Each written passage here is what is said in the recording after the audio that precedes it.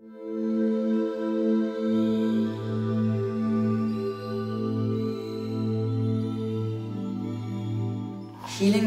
har givet mig ro i kroppen, ro i tankerne og dermed meget mere ro i min hverdag.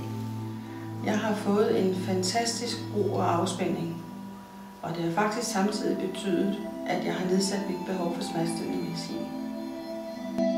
Healingsmassage er en massageform, der er blid og omsorgsfuld.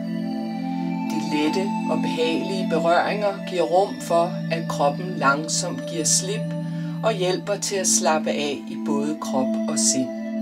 Jeg opdagede, at jeg havde fået stresssymptomer i takt med, at mit arbejde krævede mere og mere af mig. Det påvirkede faktisk også mit private.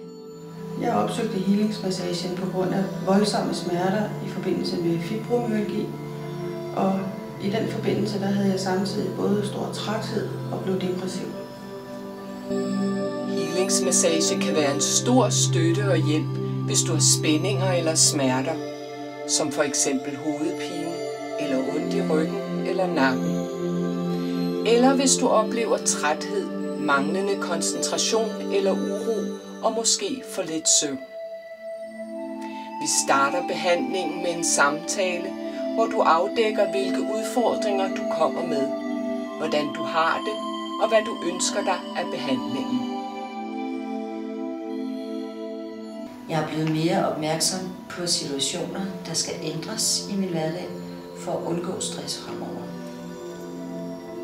Jeg er blevet meget mere bevidst om at stoppe op, når de første symptomer på spændinger melder sig, og samtidig at krop og sind hænger sammen.